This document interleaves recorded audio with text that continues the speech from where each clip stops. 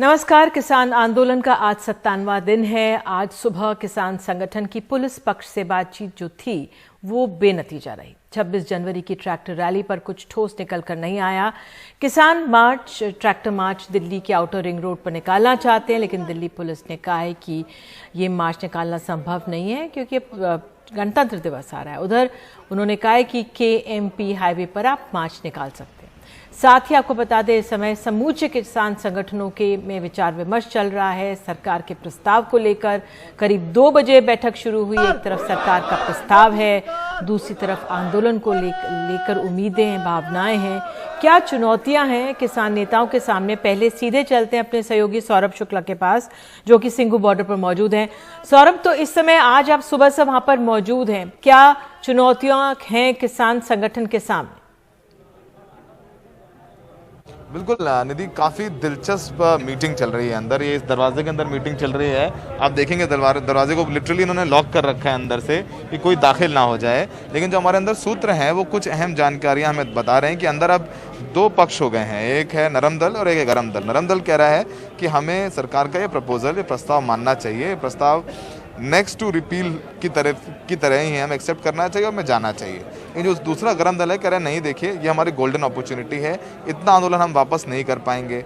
और सबसे अहम बात यह है कि ये जो आंदोलन है वो एक कहा जाए जज्बात ज़्यादा हो गया है। और अगर ये लोग मानकर आते हैं किसान संगठन, तो क्या यहाँ पर जो आम जनमानस बैठा हुआ है, पंजाब हरियाणा के लोग बैठे हुए हैं जो ठंड सह रहे हैं, 128 किसानों की मौत हो गई है, तो क्या वो लोग इनको एक्सेप्ट करेंगे? जब ये 1.5 साल वाला सस्पेंशन वाला प्रस्ताव ये लोग एक्सेप्ट करके आएंगे और इनका क्या रिएक्शन होगा, इन तमाम चीज़ों को लेकर चर्चा हो रही है। यही वजह है कि ये बैठक लंबी चल रही है। लंबी चलने का मतलब है कि आउटराइटली ये लोग रिजेक्ट करने वाले नहीं हैं। हो सकता है कि ये सरकार के प्रपोजल के साथ कुछ 2-4 चीज़ें अपनी बताएं। हो सकता है ये सरकार को ये कहें कि देखिए जो आपने NIA के नोटिसेज आए हैं वो वापस दीजिए, और ये भी हमें अश्योर करिए कि आप लोग हमारे ऊपर कोई मुकदमा नहीं करेंगे अगर हम जाएंगे। शायद ये 1.5 साल का जो पीरियड है उसको भी आप बढ़ाएं। तो इन तमाम चीज़ों को लेकर के काफ़ी गहन चर्चा अंदर हो रही है।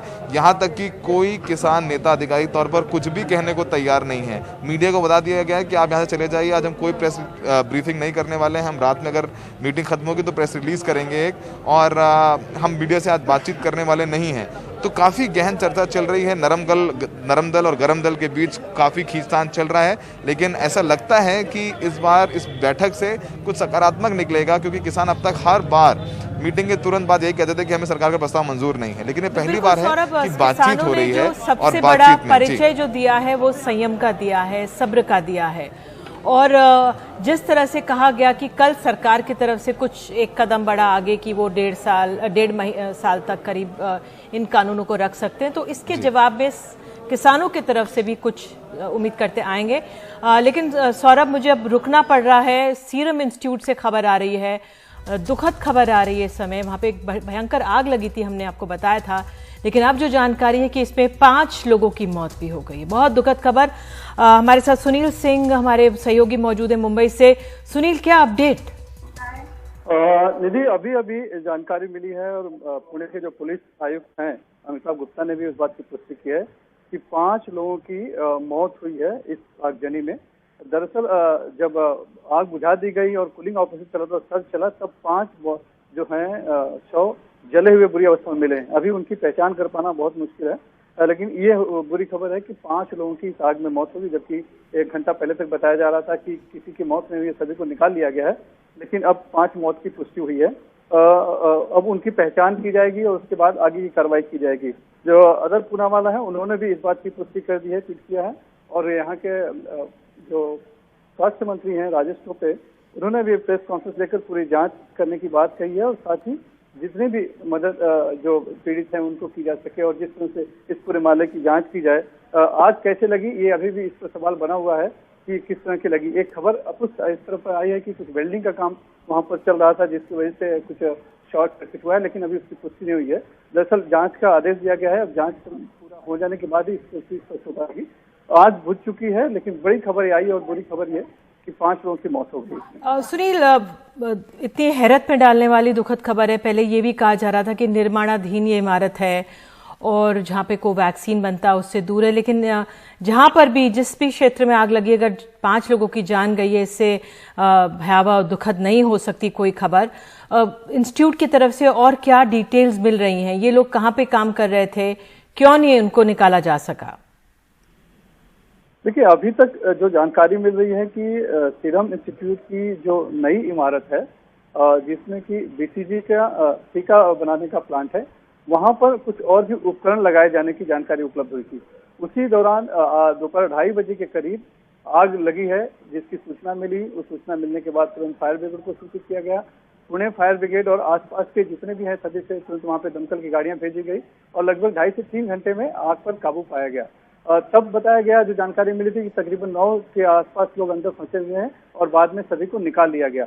लेकिन अब जबकि आग पे पूरी तरह से काबू कर लिया गया और उसके बाद जब पुलिंग ऑपरेशन चला और सर्च ऑपरेशन चला, क्योंकि तीसरी और चौथी मंजिल पूरी तरह से एक तरह से जल चुकी और काफी नुकसान हुआ था, तो अब जाकर पता चला है कि 5 लोग उस आग में जलकर मौत हुई है। उनका जो शव मिला है बहुत पूरी तरह से जल चुका है, तो अभी पहचान कर पाना बहुत मुश्किल है। ये माना जा रहा है कि जो कर्मचारी हैं, काम कर रहे थे, उन्हीं का ये शव है। अब उनकी पहचान होगी और फिर उनके रजिस्टर से मिलान करने के बाद फिर उनके परिवार वालों को जो मदद देनी होगी, उन्हें जो आधार देना होगा, वो कंपनी की तरफ से किया जाएगा, ये बयान आया।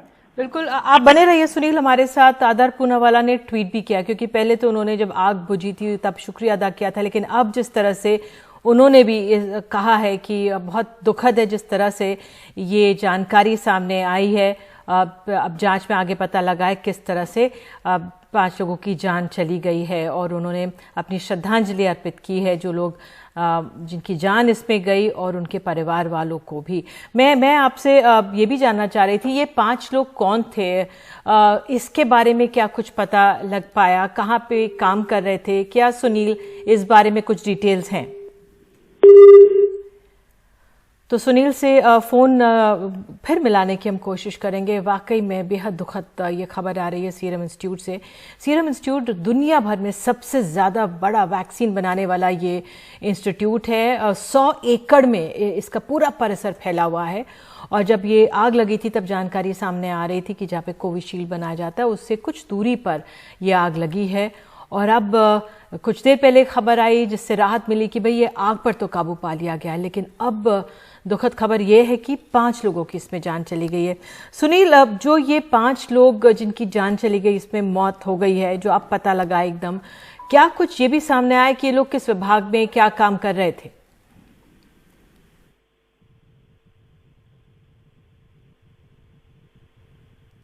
तो सुनील सिंह के पास हम जाने की कोशिश करेंगे। पुणे के सीपी ने भी इस बात की पुष्टि कर दी है कि 5 लोगों की मृत्यु हुई है। आपको बता दें, सीरम इंस्टीट्यूट के जिस तरह से हमने आपको बताया, आधार पूनावाला ने भी बेहद दुख जाहिर किया है, शोक व्यक्त किया है, और सभी की नज़र अब इस इंस्टीट्यूट पे, क्योंकि पूरे देश भर में तो अभियान चल ही रहा है टीकाकरण का, और ये जो वैक्सीन है हमारे पड़ोसी देशों में भी भेजी जा रही है। ये वैक्सीन बहुमूल्य है इस समय जो यहाँ पर सीरम इंस्टीट्यूट की बन रही है।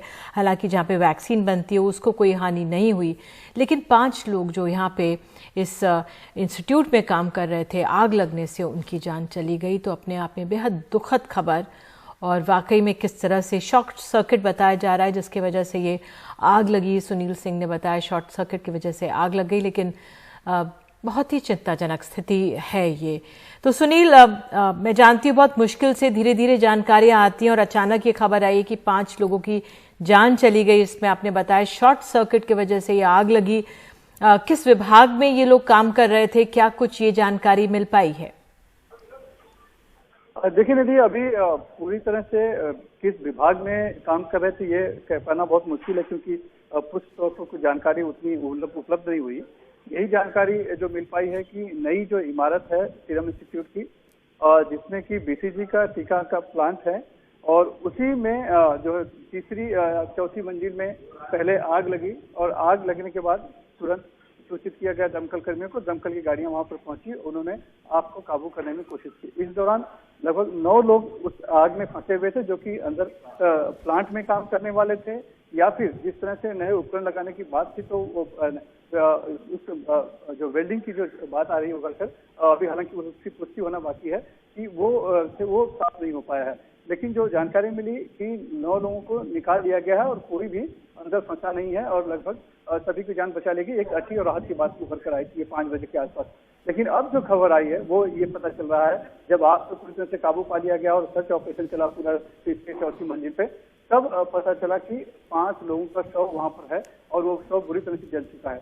किसका है ये अब तक बता पाना, उनकी पहचान नहीं हो पाई है, जो कि पुणे के पुलिस आयुक्त अमिताभ गुप्ता है, उनसे मेरी बात, उनसे कहना कि अभी पहचान कर पाना बहुत मुश्किल है, क्योंकि पूरी तरह से तो जो है कि जल चुके हैं। हम कोशिश कर रहे हैं पहचान और मिलान करने की।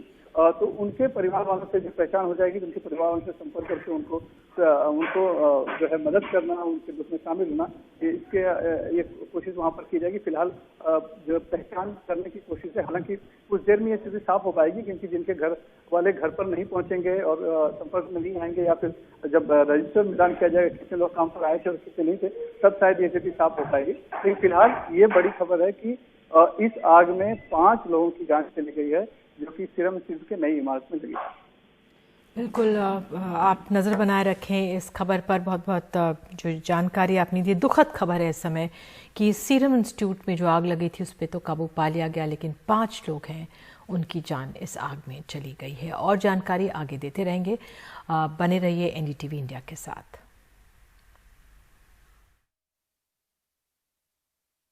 और एक छोटा सा हम लोग ब्रेक लेते हैं। ब्रेक के बाद हम आपको सीधे असम की जो राजनीति चल रही है वो बताएंगे कि असम में कांग्रेस ने अब तक दूरी रखे गए बदरुद्दीन अजमल की AIUDF को किस तरह से अपने महागठबंधन में अब शामिल कर लिया।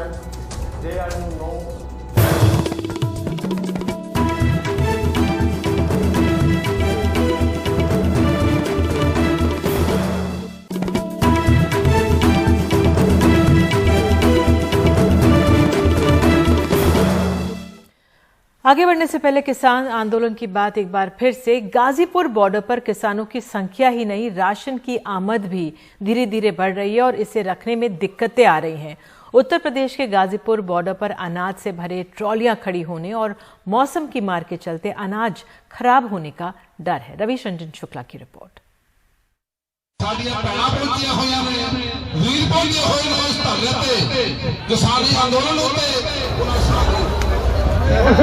नंबरों पे जा रहा है,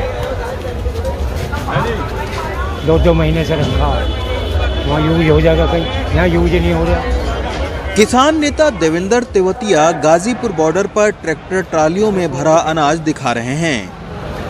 ये इसमें भी है। ट्रालियां ही नहीं, सड़क पर बने किसानों के अनाज के स्टोर में गांव-गांव से आई इस तरह के अनाज के कट्टे किसान लगातार भेज रहे हैं। दूरदराज गांव से अब बड़ी तादाद में अनाज आने से खराब होने की आशंका बढ़ गई है। इसी के चलते अनाज अब ट्रकों में भरकर दूसरी जगह पहुंचाया जा रहा है। 2 महीने से ज्यादा हो गए, ये खराब हो रहा है। और तो अब ये क्या करेंगे आप लोग इसका? इसे भेज रहे हैं और जगह जहाँ यूज हो सके, भंडारों पे। कितना अभी तक चला गया होगा? 170 कट्टा चला गया। यही है सिलेंडर, यूपी का माल है सब। अच्छा, सहारनपुर, मुजफ्फरनगर, बागपत, शामली, मेरठ, गाजियाबाद, तो अब तक कितना आ गया होगा? सब किसान माल लेके आए ये। तो ये कितना अब तक आ गया होगा? ये आपके सामने आता जाता लगता जाता, अब तो सप्लाई खाने पीने में सब जा रहा है। गांव पखरपुर, जिला बागपत से खीर आई है, सभी किसान भाई ग्रहण करें। उत्तर प्रदेश के आसपास के जिलों से तैयार खाना भी ट्रैक्टर ट्रालियों में आ रहा है, नंबरों पे जा रहा है। इसीलिए ये राशन बच रहा है। गाजीपुर बॉर्डर पर सहदेव सिंह करीब 60 किलोमीटर दूर बागपत से 3 क्विंटल खीर बनाकर लाए हैं। गांव की इस देसी खीर में एक बड़ी खासियत है, ये जब मैंने खाई तब पता चला। किसान आंदोलन में किसान सिर्फ राशन या खुद पहुंचकर ही किसान आंदोलन को मजबूत नहीं कर रहे हैं, बल्कि ये आप देखिए कि मेरे हाथ में खीर है, ये बागपत की देसी बनी हुई खीर है। और इस खीर में चीनी या गुड़ नहीं पड़ा है, बल्कि गन्ना पेर कर आपने डाला है इस खीर में। गन्ना को पेर कर उसका जो रस होता है उसकी बनाई है खीर। तो ये इस तरीके का कई जो देसी खाना है वो भी ट्रैक्टर ट्रालियों में भर के किसान भाई इस आंदोलन में लेकर आते हैं और किसानों को खिलाते हैं।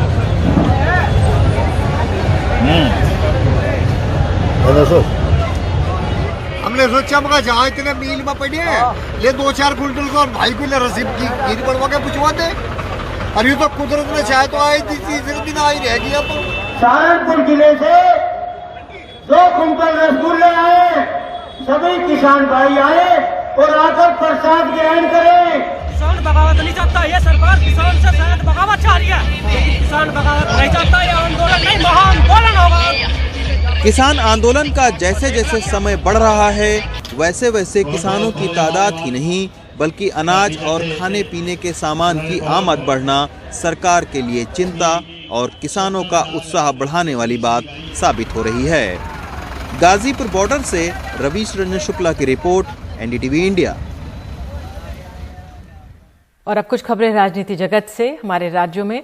तो अब रुक करते मध्य प्रदेश का। मध्य प्रदेश में कांग्रेस सरकार के वक्त एक बात बीजेपी जोर शोर से उछालती थी, तबादला उद्योग। कांग्रेस उस वक्त उसे रूटीन बताती थी, बीजेपी पैसे का खेल। अब हैरत यह है कि कोरोना काल में भी सत्ता संभालने के लिए अगले दिन से ही बीजेपी ने तबादले शुरू कर दिए हैं। अब कांग्रेस इसे तबादला उद्योग बता रही है। कमलनाथ सरकार का कार्यकाल अधिकारियों के तबादलों की वजह से भी सुर्खियों में रहा था। उस वक्त प्रधानमंत्री से लेकर बीजेपी के तमाम बड़े नेता इसे ट्रांसफर उद्योग की संज्ञा देते रहे। बीजेपी सरकार ने औद्योगिकरण का जो माहौल बनाया था उसको बर्बाद कर दिया और ट्रांसफर का उद्योग खूब फल रहा है। अब सुरक्षा में जो डॉग लगे थे इंसान तो इंसान वो भी बदले जा रहे हैं भाई। सरकार को तबादला उद्योग से जो पैसे की उगाही कर रहे हैं उसको बंद करके किसान के हित में और जनता के हित में काम करना पड़ेगा। हालांकि 23 मार्च 2020 सत्ता संभालने के अगले ही दिन शिवराज सरकार ने 5 आईएएस अधिकारियों का तबादला किया। तब से अब तक सरकार ने 303 दिनों में 3000 से अधिक अधिकारियों का तबादला किया है।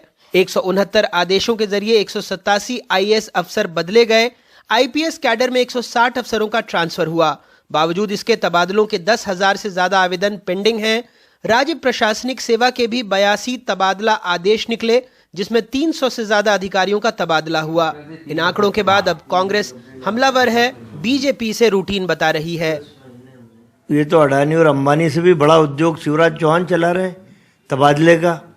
300 दिन में 3-3.5 हजार तबादले और उनमें भी आईएएस आईपीएस अधिकारियों के 80% तबादले। पूरे प्रदेश में जो पोस्टिंग है 80% तबादले आपने कर दिए। क्या अधिकारी काम करेगा, क्या सुशासन लाएगा, क्या प्रशासनिक पकड़ दिखाएगा? ये तो उद्योग चला रहे हैं।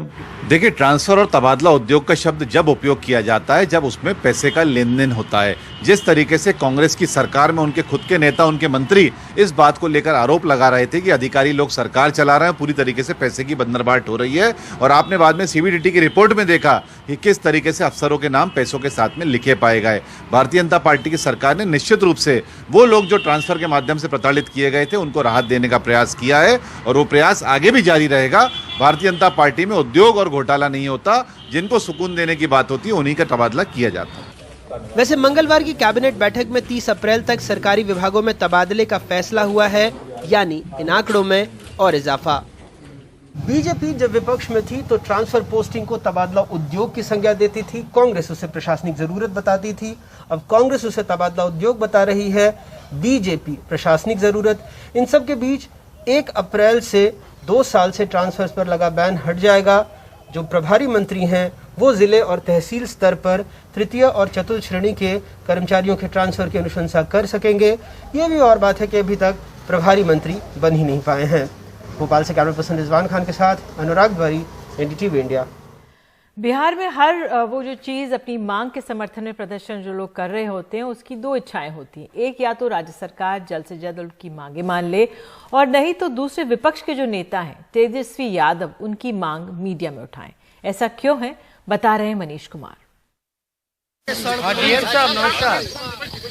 नमस्कार, बताइए।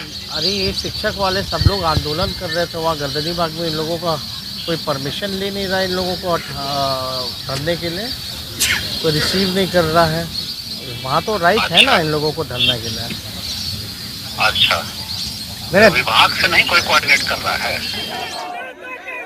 बुधवार शाम को तेजस्वी यादव ने इन प्राथमिक शिक्षकों को जो अपनी नियोजन प्रक्रिया को पूरा करने की मांग को लेकर धरने पर बैठे हैं, उनके लिए राज्य के मुख्य सचिव, डीजीपी और पटना के जिला अधिकारी से बात ही नहीं की, बल्कि उनके साथ वापस गर्दिनाबाग के साथ धरना स्थल तक पैदल भी चले।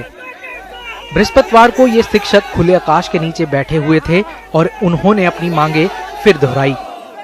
हम लोग का अब 94,000 अभ्यर्थियों का जीवन तय हो जाएगा, अपना हम लोग स्कूल में शिक्षक बन जाएंगे। लेकिन आज 3 साल से बार बार कोई केस लगाकर, कोई लफड़ा लगाकर, आज नियोजन इकाई नहीं, बार बार शेड्यूल जारी करके हमारे मानसिक प्रताड़ना किए। तो जब तक शिक्षकों की कमी पूरी नहीं होगी विद्यालयों में, तब तक कैसे क्वालिटी एजुकेशन मिलेगा? और जो क्वालिटी एजुकेशन देने वाले शिक्षक वो आज रोड पर है, तो जब तक उनको बोर्ड पर नहीं लाया जाएगा, जब तक उनके लिए व्यवस्था नहीं किया जाएगा, उनको स्कूल नहीं भेजा जाएगा, तब तक क्वालिटी एजुकेशन कैसे पूरा होगा? दिक्कत क्या किया है सरकार? 2 साल से लेत लतीफी कर रही है और अपने ही शिक्षा व्यवस्था को बद से बदतर बना रही है। दरअसल बात है कि पूरे देश में बिहार का जो शिक्षा व्यवस्था है वो सबसे निचले स्तर पे है, ठीक है। और निचले स्तर पे क्यों नहीं रहेगा? क्योंकि सरकार हम लोग को बहाली नहीं ले रही है। हम लोग सारे चीज में तो बहाली निकला है 19 लाख। नहीं, सरकार तो 1000 की बहाली पूरी नहीं होती, 94,000 तो बहाली करने, 19 लाख कहाँ से देगी हम लोग को? हम दिखा रहे हैं किस तरीके से जो राबड़ी देवी के जो पीए है वो और सीधे तौर पे जो 10 नंबर के सिक्योरिटी गार्ड और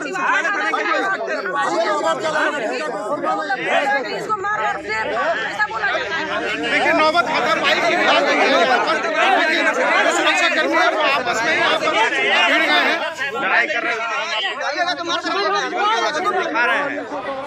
लेकिन इस बीच एक बार फिर प्रदर्शनकारियों द्वारा तेजस्वी यादव के घर के आसपास रहने के कारण स्थानीय थाने और उनके घर के बाहर तैनात सुरक्षा कर्मियों में जमकर बहस हुई। इनके अधिकारी तो नियम का उल्लंघन इस प्रकार से उखाड़ रहे हैं। अब बताइए, जो घटना स्थल है गर्दनीबाग, वहाँ बैठने नहीं दिया जा रहा। दिल्ली में भी जंतर मंतर है, 24 घंटे वहाँ धरना लोग देते हैं, अनिश्चित काल तक लोग बैठे रहते हैं। और यहाँ स्थिति देख लीजिए, पहले तो हड़ताली चौक हुआ करता था, उधर फिर आपको नाले के पास फेंक दिया गया, अब वहाँ भी लोगों को नहीं बैठने दिया जाएगा। तो डेमोक्रेसी है कि नहीं है, लोकतंत्र है कि नहीं है? फिलहाल राज्य सरकार के लिए समस्या अब प्रदर्शनकारियों से अधिक तेजस्वी यादव है। कैमरामैन हबीब अली के साथ मनीष कुमार, एनडीटीवी इंडिया के लिए। असम में चुनावी गहमी तेज हो गई है। अब कांग्रेस ने यहां 6 दलों का महागठबंधन बनाया है और कहा है कि बदरुद्दीन अजमल की AIUDF को इसमें शामिल कर लिया है।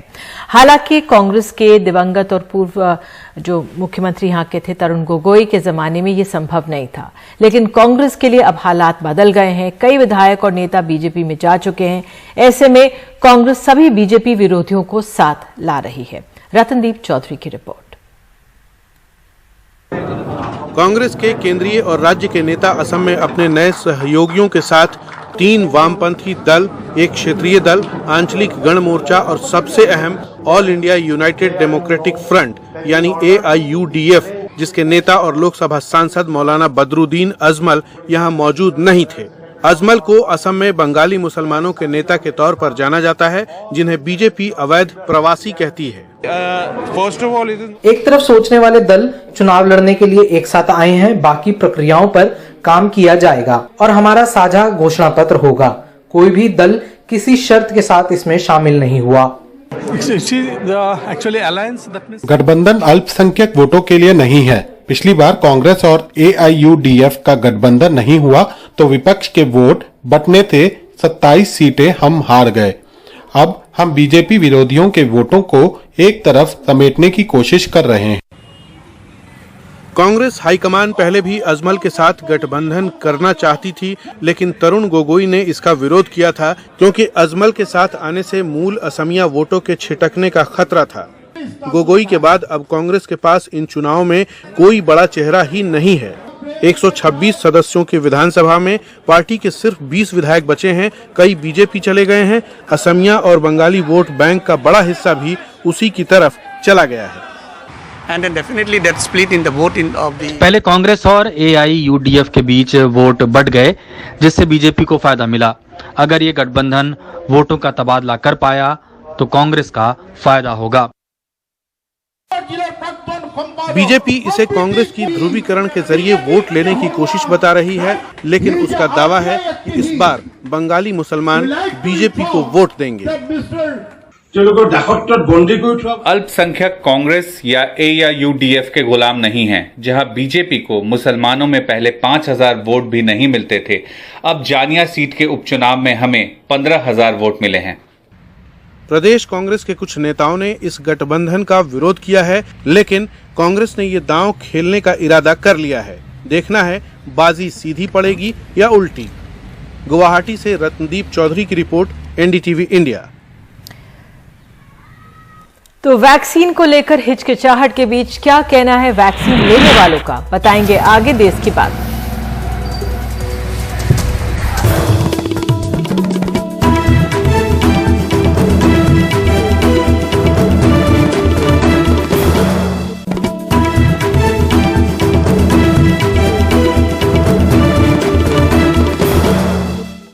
देश भर में टीकाकरण अभियान चल तो रहा है, लेकिन इसकी गति धीमी है। कहा जा रहा है कि स्वास्थ्यकर्मी वेट एंड वॉच के मोड में हैं।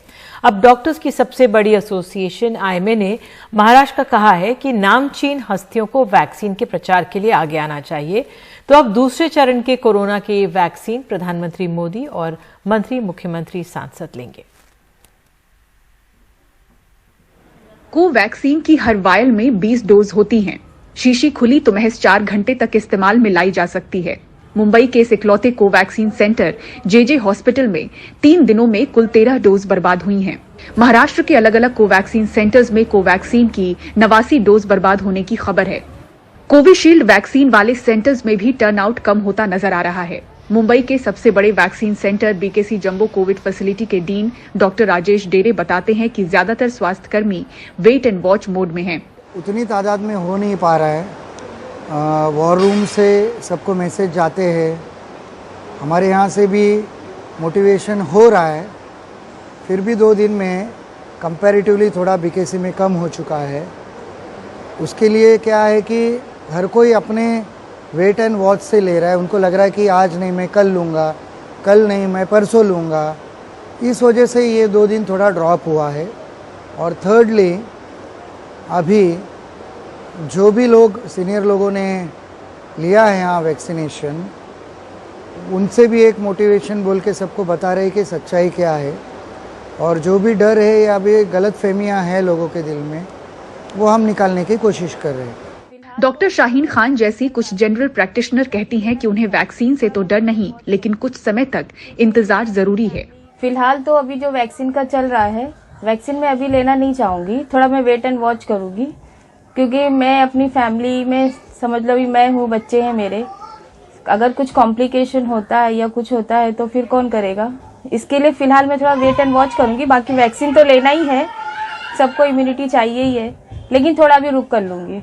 इंडियन मेडिकल एसोसिएशन के महाराष्ट्र प्रवक्ता कहते हैं कि सरकार टीकाकरण का ठीक से प्रचार करे, नामी हस्तियों का सहारा ले। भारतवर्ष के पूरे जो भी अखबार है, वो अखबारों में ऐसे इश्तेहार छप जाएंगे गवर्नमेंट की तरफ से कि ये वैक्सीन सेफ है, तो डेफिनेटली लोगों में इसके बारे में विश्वास बढ़ जाएगा। हर जगह के पॉलिटिकल लीडर्स, सोशल लीडर्स, जिनके बारे में जनता को विश्वास है, ऐसे लोगों ने खुद वैक्सीनेशन लेना चाहिए।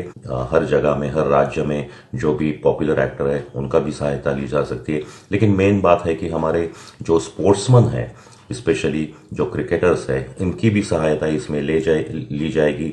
तो हो सकता है कि ये वैक्सीनेशन का ड्राइव है, ये लोगों तक पहुंच जाएगा।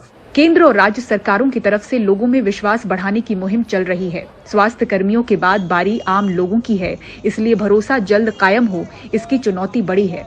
मुंबई से पूजा भारद्वाज की रिपोर्ट, NDTV इंडिया के लिए। तो देश भर में कोरोना वैक्सीनेशन की शुरुआत 6 दिन पहले हुई, पर वैक्सीनेशन लगवाने में स्वास्थ्यकर्मियों के डर ज्यादा और उत्साह कम है। लेकिन इस दौरान जिन लोगों ने वैक्सीन लगाई है, वो अपने अनुभव से कह रहे हैं कि डरिए मत, आगे आइए।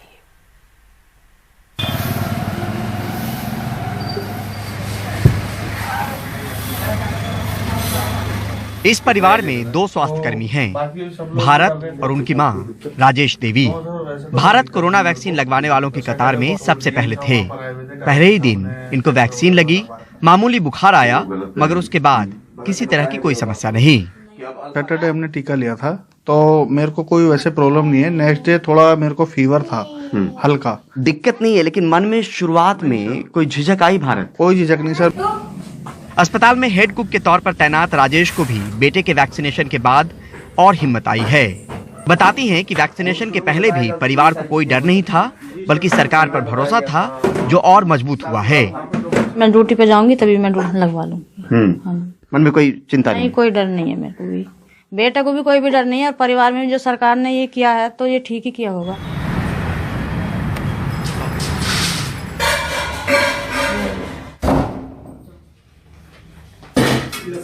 अंजू कौशिक अस्पताल में काम करती हैं। 16 जनवरी को ही वैक्सीन ली। ए अक्षर से नाम था तो नंबर पहले आ गया।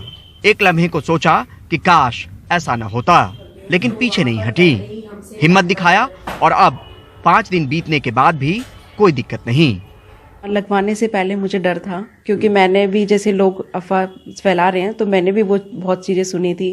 किसी ने कहा माइग्रेन हो जाएगा, किसी ने कहा कि बुखार ज़्यादा हो जाएगा, किसी ने कहा कि आईसीयू भी जाने की ज़रूरत पड़ सकती है। तो इस वजह से मुझे डर था। अब 5 दिन हो चुके हैं, अब वो डर? जी सर अब नहीं है। जरूरत उम्मीद की ओर देखने की है, भरोसा जताने और दिखाने की है। इस खबर के जरिए कोशिश बस इतनी कि अफवाह को हवा देने वाले समझें, संभलें, क्योंकि लड़ाई महामारी से है, जिसको अफवाह और भ्रम की बीमारी कहीं कमजोर न कर दे। नई दिल्ली से परिमल कुमार, एनडीटीवी इंडिया। और देश की बात में आगे है, शेयर बाजार के लिए ऐतिहासिक दिन रहा, पहली बार 50,000 के पार।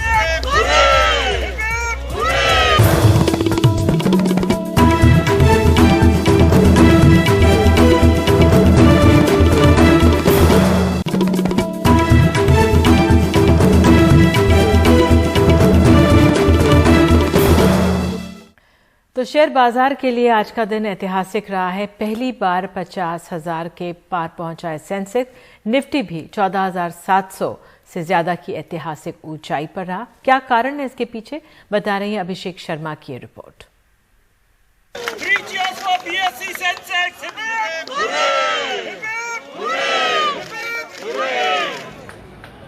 शेयर बाजार ने नया इतिहास रचा है। सेंसेक्स 50,000 के पार पहुंच गया। निफ्टी भी 14,700 के आसपास घूमता रहा। बाजार में ये नया उत्साह अमेरिका के नए राष्ट्रपति जो बाइडेन को लेकर भी है। बाइडेन के बारे में माना जा रहा है कि वो लड़खड़ाती अमेरिकी अर्थव्यवस्था को संभालेंगे। वॉल स्ट्रीट से लेकर तमाम दुनिया के बाजारों में आशा की किरण है, जो देश के शेयर बाजार में भी दिखी। बाइडेन और कमला हैरिस का शपथ ग्रहण राष्ट्रपति के रूप में, और भी पहली भारतीय महिला, पहली ब्लैक महिला, उसका शपथ ग्रहण, और उसके बाद जो बाइडेन के जो स्टेटमेंट है कि we will lead not by power और we will lead by the power of examples, इसका एक पॉजिटिव इम्पैक्ट पड़ा पूरे इंटरनेशनल बाजार में। शेयर बाजार आने वाले बजट को लेकर भी ऊर्जा से भरा हुआ है। उम्मीद कर रहा है कि सरकार अर्थव्यवस्था के लिए कई कदम उठाएगी, जिससे कंपनियों की कमाई सुधरेगी। बढ़ते बाजार में टिकाऊ कंपनियों की पौबारा है। Bajaj finance services, Reliance, TCS, Infosys, Asian paints जैसे शेयरों में उछाल रहा। दोनों कोविड वैक्सीन मार्केट में लॉन्च हो चुके हैं और सक्सेसफुली पहला फेज इनका पूरा हो चुका है। और भारत ने जिस तरह से कोरोना के हेल्थ के मामले में रिकवरी की है, वो भी पूरे विश्व में अभूतपूर्व है। और जिस तरह से वित्त मंत्री का स्टेटमेंट आया है कि हम पिछले 100 सालों में इस तरह का बजट नहीं होगा जो हम बनाएंगे, जिस तरह से रिफॉर्म देखने को मिल रहे हैं, जिस तरह से एग्रेसिव डिसीजंस देखने को मिल रहे हैं इकोनॉमी को लेके, ये सारी चीजें जो कुमुलेटिव इफेक्ट शेयर मार्केट पर डाली है। निस्संदेह मार्केट जो है चीजों को बड़ी बारीकी से देख रहा था, और बजट 2021 के पहले इस तरह का शेयर मार्केट में उछाल लेना ये बताता है कि बजट 2021 क्या होने वाला है। पिछले एक साल में शेयर बाजार ने कई बड़े ऐतिहासिक उतार चढ़ाव देखे हैं। कोविड ने पूरे बाजार को जमीन पर ला दिया था, और अब जब कोविड को लेकर बुरी खबरें थम चुकी हैं, बाजार में ऐसी रौनक आई है जो अब से पहले किसी ने नहीं देखी। मुंबई से अभिषेक शर्मा, एनडीटीवी इंडिया।